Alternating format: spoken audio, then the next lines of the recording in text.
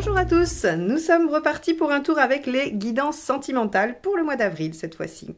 Alors on va utiliser comme d'habitude le portail des 12 d'Alias Kay pour les cartes signes, les arcades majeures du tarot de Marseille pour la carte qui va nous donner la tendance du tirage relationnel, qu'on définira d'ailleurs avec le Spirit Animal Tarot, donc tirage relationnel qui va parler de vous et de votre partenaire, que vous soyez dans une relation avec ou que ce soit quelqu'un que vous espérez, que vous attendez ou quelqu'un avec qui vous avez déjà eu une histoire et avec qui vous êtes en séparation ou en éloignement provisoire.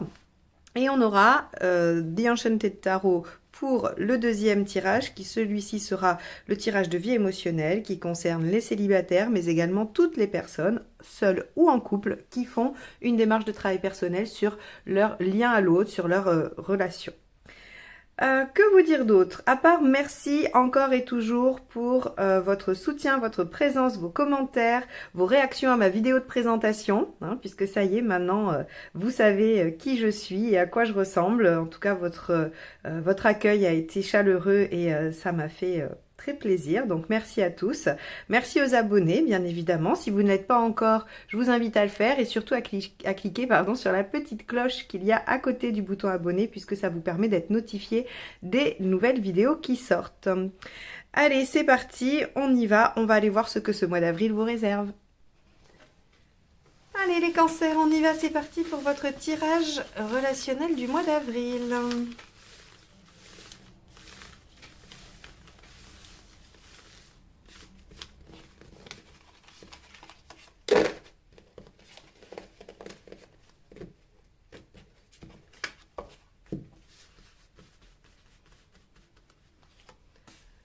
Justice inversée. Ok, alors la justice inversée va nous parler du fait de passer par des chemins détournés ou d'être un peu désorganisé, que des choses peuvent, en tout cas que l'équilibre de quelque chose, de la relation ou d'un fonctionnement dans la relation peut être rompu. On peut aussi avoir des décisions qui ne vous conviennent pas, qui n'aillent pas en votre faveur. Alors, ça peut être de l'un ou de l'autre, mais ça peut aussi être des décisions extérieures qui vont avoir un impact sur votre relation. Avec la justice inversée, on a aussi des difficultés à être entendu. Donc il se peut que dans la relation, l'un de vous ait du mal à se faire entendre du partenaire par rapport à ses besoins ou quelque chose, une problématique particulière. On va aller voir l'état d'esprit du partenaire et le vôtre.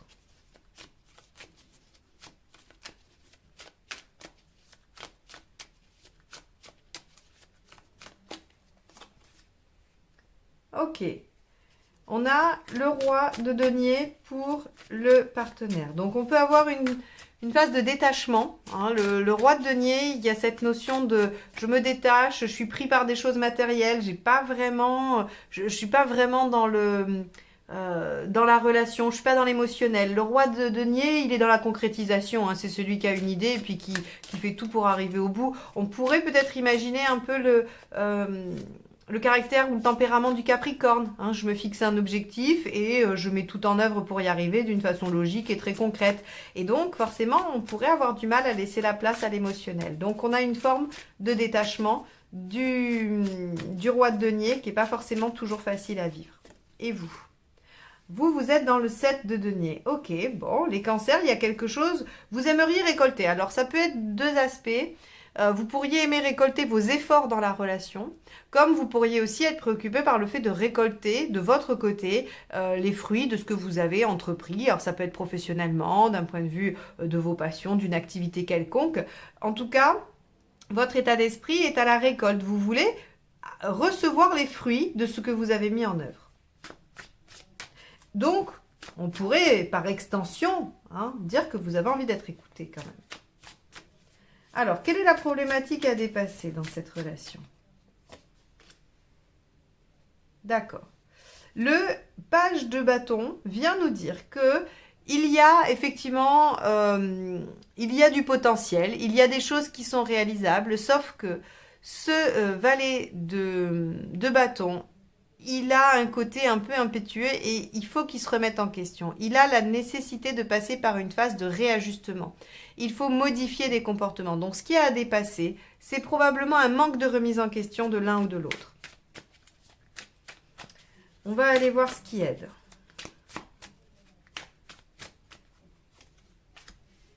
le 8 de coupe. Ok. Dans ce qui aide avec le 8 de coupe, on va avoir le fait d'être en capacité, pardon, de tourner une page, de laisser des choses derrière soi et de partir en quête vers ce qui nous tient réellement à cœur. Le 8 de coupe, c'est je suis capable de laisser là ce que j'ai, ce qui est à moi, ce que j'ai construit, pour partir chercher ce en quoi je crois fermement, mais dont je ne sais encore rien. Et donc, il y a une notion de prise de risque dans le 8 de coupe. C'est-à-dire que voilà, je prends le pari d'aller vers mes rêves, vers mes envies, vers ce que je pense être mieux pour moi et j'accepte de tourner une page sur certaines choses. Ça pourrait être sur un comportement, sur un type de relation, sur le fait de...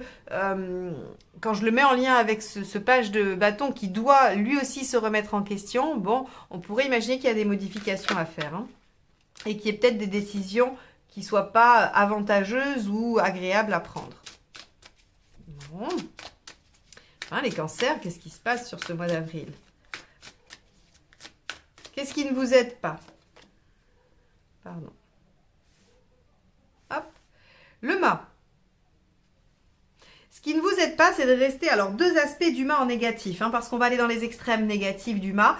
Et donc, il y a l'extrême, on va dire, de l'introversion, qui est de ne prendre aucun risque, de ne rien bouger, de rester dans quelque chose de confortable, même si c'est pas plaisant.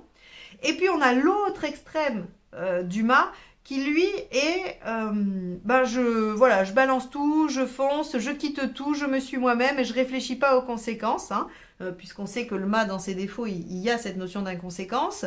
Donc là, on va vous dire qu'en fait, ce qui va pas vous aider, c'est d'être vraiment dans les extrêmes. C'est soit de ne rien faire, de ne pas bouger, puisqu'il y a des choses à changer et que vous devez aller vers vos rêves. Mais en même temps, on vous dit, il va pas tout falloir plaquer pour aller vers vos rêves sans prendre en compte les conséquences de vos actes. Alors, ça, c'est valable pour vous ou pour le partenaire, toujours. Cette ligne-là, elle parle soit de vous, soit du partenaire, soit des deux. Donc, on vous dit, effectivement, il faut que vous ayez en tête votre objectif qui est l'épanouissement et votre bien-être affectif, que vous changiez certaines choses, mais pas tout, et que vous soyez quand même dans l'action. Bon, alors ça, c'est pas facile, parce que là, du coup, on vous demande de trouver le juste milieu, la bonne action, bien tempérée. C'est pas ce qu'il y a de plus simple. Surtout qu'avec la justice inversée, vous pourriez vous sentir justement un peu osciller entre les extrêmes. Bon. Allez, l'intention du partenaire, de prendre son temps, de réfléchir, d'apprendre, d'écouter son intuition. Bon, on a quand même là un partenaire assez passif. Puis peut-être aussi de ne pas tout dire. La papesse, elle garde les choses pour elle aussi. Bon, on va aller voir vous. 6 de bâton, de sortir victorieux. Ouais, je comprends mieux pourquoi on vous met ici le mât en contre. Et on parle bien des deux situations, d'accord? On parle bien de soit vous n'allez rien mettre en œuvre parce que vous allez avoir peur, soit vous allez avoir envie d'avancer comme un bulldozer. Ça va être très compliqué pour vous les cancers sur ce mois d'avril d'être tempéré, d'être au milieu. Parce que regardez, dans vos intentions, il y a le 6 de bâton. Le 6 de bâton, c'est j'ai l'intention de partir en campagne et d'être victorieux quoi qu'il arrive. Donc, si vous avez un jour, vous vous levez avec l'idée qu'il faut foncer dans le tas pour y arriver, pour obtenir ce que vous voulez, vous allez avoir envie de foncer dans le tas et vous allez probablement le faire. Et puis, il y a peut-être un matin, vous allez vous lever en vous disant non, il faut surtout rien changer parce que si je veux obtenir mon résultat, il faut que je sois patient ou patiente, il faut que... Voilà. Et donc, on va être dans ces deux extrêmes-là. Non, on vous dit, il y a des comportements à aller observer, il y a des choses qu'il va falloir modifier, réajuster dans ce projet, dans cette relation, dans votre posture ou dans la posture du partenaire, peu importe. Mais il y a des choses à réajuster et il va falloir accepter de laisser derrière soi certaines choses pour aller en chercher d'autres. Mais on ne va pas tout quitter et on ne va pas y aller de façon... kamikaze un peu, j'ai envie de dire. Allez, vous en êtes tout à la fin du mois. Celle-ci aussi, elle est magnifique. Ça, c'est ma carte préférée du jeu, la papesse. Mais alors, je regarde à côté le 6 de bâton. Et là, avec la lumière, elle est magnifique également. Allez, cancer, vous en êtes tout à la fin du mois. Le chariot, super. vous êtes en bonne voie. Le chariot, hein, ça nous donne une notion de mouvement. Alors pour moi, c'est vraiment... c'est vrai que c'est la carte de la réussite, du triomphe et tout ça. Et c'est vrai, c'est une carte très positive, mais c'est un triomphe qui demande à être entretenu. C'est-à-dire que si on s'assoit sur ses lauriers dès qu'on arrive au chariot, très clairement, ça va s'éteindre très vite. C'est un feu de paille. Mais ça peut être une très belle réussite qui, entretenue, amène un très grand succès et va peut-être même vous amener jusqu'au 21, jusqu'au monde, en passant par le 19, le soleil. Donc si vous voulez... ici, on nous dit que vous êtes sur le bon chemin, que vous allez réussir, mais il y a cette notion de temporisation. On n'est pas au bout du chemin, il y a encore des choses à faire, il faut tenir la barre, il faut continuer à surfer sur cette vague et il faut y rester attentif. Hein. Donc, encore une fois, je vous invite à bien réfléchir et à essayer de bien identifier sur ce mois d'avril les moments où vous n'allez pas être dans le mât équilibré, où vous allez être dans ces travers, soit introverti, soit extraverti, mais en tout cas... il ne va pas falloir être dans l'un ou l'autre, il va falloir trouver quelque chose d'intermédiaire qui vous permet d'avancer sûrement vers une réussite et une réalisation. Vous voulez récolter, et bien là, le tirage vous dit clairement qu'il y a des choses à changer pour aller vers votre épanouissement, mais qu'il ne faut pas être trop excessif. Allez, les 3 conseils. Débattez, dites les choses, discutez, mais tranquillement. C'est pas le 5 d'épée, on n'est pas dans les conflits, on est dans le débat d'idées. On évoque ses arguments, on écoute ceux des autres. Ah, on écoute l'argument de celui d'en face, pardon, et on essaye de trouver une sorte de consensus. Hein. 9 de denier, on cherche à comprendre, on essaye d'en tirer. Alors ça aussi, c'est intéressant parce que lié avec ce valet de bâton qui vous demande de modifier des choses, le 9 d'épée vous demande d'intégrer ça comme un savoir pour le mettre en œuvre et pour que ça vous soit utile. Donc, il y a de l'apprentissage dans cette notion-là. Hein. Et enfin, le dernier, 8 d'épée, faites-vous confiance. Bon, celui-là, ça fait plusieurs fois qu'il sort ce mois-ci. Hein. Le 8 d'épée, c'est faites-vous confiance, il y a une issue. C'est juste qu'aujourd'hui, vous ne la voyez pas parce que vous avez des œillères. Et si vous avez des œillères, c'est parce qu'il y a une situation qui vous préoccupe, que vous n'êtes pas bien. C'est tout à fait logique. Tout le monde passe par ces phases-là. Donc, ne vous blâmez pas, soyez doux avec vous-même. Dites-vous que de toute façon, s'il y a une solution, vous la trouverez, que vous devez être tempéré dans vos actions, que vous ne devez pas faire de choses trop intenses ni dans un sens ni dans l'autre, hein, que vous ne devez pas rester complètement soumis à la situation. Parce que la justice inversée, quand même, on n'est pas en position de décider. Hein. Alors, ce n'est pas la force, hein, c'est la force qui est soumise quand elle est inversée. Mais quand même, la justice inversée, elle n'a pas tout à fait le pouvoir dans les mains. Donc, ne restez pas complètement soumis à la situation sans rien faire parce que ça ne va pas vous aider. C'est ce que nous indique le mât ici. Mais il nous indique aussi que de tout balancer ne vous aidera pas. Donc là, on a un partenaire qui semble être détaché et un peu secret. Il y a des choses à modifier. Vous avez probablement des choses à apprendre à modifier par rapport à vous, à votre posture, pour aller chercher quelque chose qui vous tient à cœur. J'aurais tendance à dire ici, avec ce 6 de bâton, comme encore un conseil, que vous pouvez aller chercher de l'aide, vous pouvez trouver du soutien. Le 6 de bâton, il est soutenu dans sa quête. Hein. Il y arrive parce que justement, il a l'engouement de tout le monde. Hein. Donc, ici, on a la possibilité d'aller trouver du soutien, on a la possibilité de provoquer la discussion, on a la possibilité d'aller en apprendre plus, donc peut-être de faire parler le partenaire, et on a la possibilité de trouver une issue à la situation. Donc les cancers, si je dois résumer par rapport à ce tirage-là, vous avez envie de récolter des choses, mais ça vous semble compliqué, vous auriez tendance à vouloir être trop blanc ou trop noir, hein, d'aller dans un extrême ou dans un autre, et on va vous demander d'être plutôt tempéré, d'avoir des actions bien pesées, et de passer par le dialogue, par le fait d'apprendre et d'essayer de comprendre, et de chercher des solutions, même si aujourd'hui, pour vous, ça ne vous paraît pas si évident que ça qu'il y en a. Quoi qu'il en soit, le chariot à la fin du mois nous dit que vous êtes dans la bonne direction, que vous avez pris le bon pli et que les choses vont encore prendre du temps et que ça va demander à être entretenu. Mais qu'il y a quand même de la réussite et du triomphe au bout. Le 6 de bâton nous dit que vous pouvez vous faire aider, que vous pouvez vous faire soutenir. Donc n'hésitez pas à le faire. Voilà pour vous les cancers sur ce tirage relationnel du mois d'avril. J'espère qu'il vous aura apporté quelques pistes de réflexion ou quelques clés de compréhension. On va aller voir le tirage de vie émotionnelle. En attendant, je vous rappelle que si vous n'êtes pas abonné, vous pouvez le faire et surtout en cliquant sur la petite clochette à côté puisque ça vous permet d'être averti des vidéos qui sont publiées. Et puis vous pouvez également aller voir sur mon site pour les formations et sur mon lien de rendez-vous pour prendre un rendez-vous avec moi. Vie émotionnelle pour les cancers sur ce mois d'avril.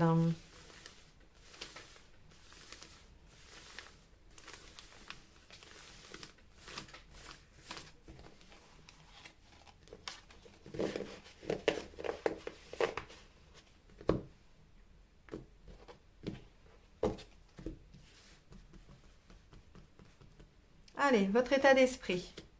Hiérophante inversé. Ce que vous voulez. 18. Pourquoi ça ne fonctionne pas? Jugement. Ok. Ce qu'il faut faire pour que ça fonctionne. Ok. Issue à court terme. D'accord. Et à plus long terme. Ok. Bon, alors, les cancers. Votre état d'esprit, il est... hop, je vous mets ça bien. Comme ça, après, on est tranquille, on n'y touche plus. Voilà. Votre état d'esprit avec le hiérophante inversé, c'est l'émancipation. Le fait de se détacher des dogmes, de tout ce qui est, on va dire, obligation ou ce que vous pensiez comme être des obligations. Peut-être qu'on vous a toujours dit, dans une relation il faut ci, ou il faut ça, ou vous savez, c'est le truc classique de vous avez 25 ou 30 ans, vous êtes célibataire, vous n'avez pas d'enfant, vous arrivez à un repas de famille, il y a toujours une tata ou un tonton prêt à vous dire « Bah alors, c'est pour quand? T'es encore toute seule, mais il va falloir te dépêcher si tu veux des enfants. » Vous voyez, ça c'est, on va dire, c'est la caricature extrême de ce qui est inculqué comme, on va dire, comme dogme, voilà, comme chose évidente et naturelle qu'il faut construire, comme si tout le monde rêvait de la même chose au même âge. Eh bien, avec le hiérophante inversé, vous avez envie de vous débarrasser de ça. Vous n'avez plus envie de vous en préoccuper, parce que l'air de rien, même si c'était pas ce qui vous plaisait, vous, à 25 ans, d'être marié avec des enfants, eh bien, quand on venait vous le signaler, ça vous mettait mal, ou vous aviez l'impression de ne pas répondre à une commande familiale, et du coup, de ne pas être tant apprécié que ça, ou pas si aimé que ça.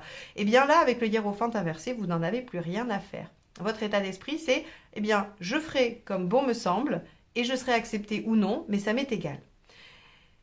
Avec la lune, ici, on va avoir plusieurs aspects. C'est-à-dire que si vous êtes une femme, vous allez avoir envie de travailler toute votre féminité, tout le côté du rapport à la femme. Qui suis-je moi en tant que femme? C'est quoi être une femme? Voilà, tout ce rapport-là par rapport à vous. Alors si vous êtes un homme, vous avez envie de travailler votre rapport à la femme également.